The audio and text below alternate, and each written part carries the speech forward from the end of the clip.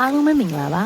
ငပိချက်ဆိုတာနဲ့ငါငပိချက်ကြီးပဲလို့တွေးနေတယ်ဒီလိုလေးကိုဆုံးဖြတ်ကြည့်ပေးပါအောင်နော်ဒီနေ့ချက်ပြမှာတော့စက်သားငပိချက်ပါကဲဒါဆိုလို့ရှိရင်ငပိချက်တဲ့လိုတာတွေကိုပတ်ပြင်ဆင်ထားလိုက်တော့မယ်နော်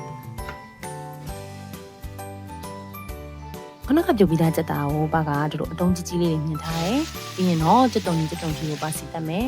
ငပိစင်းစားလေးပါတစ်ခါလေးထည့်ပြီးတော့မှုန်းနေအောင်စီတက်လိုက်ပါတယ်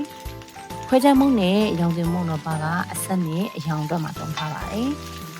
ပြီးရင်ခန်းကျင်လေးတွေကိုထည့်မယ်ဒီခန်းကျင်လေးကြည်တဲ့ဒီပါကိုရေလေးနဲ့ထည့်ပြီးတော့ထည့်ထားလိုက်ပါမယ်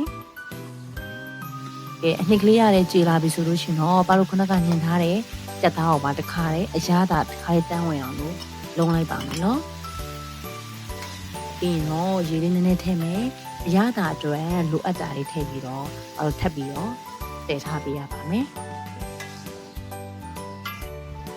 ကဲအခုဆိုရင်စီလေးကလည်းပြန်လာပြီရေလေးကလည်းနည်းနည်းပဲကျန်လာပြီဆိုလို့ရှင်တော့